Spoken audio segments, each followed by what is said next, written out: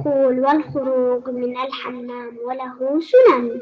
الدخول برجل اليسرى والخروج برجل اليمنى. دعاء الدخول: اللهم إني أعوذ بك من الخبث والخبائث. متفق عليه. دعاء الخروج: غفرانك.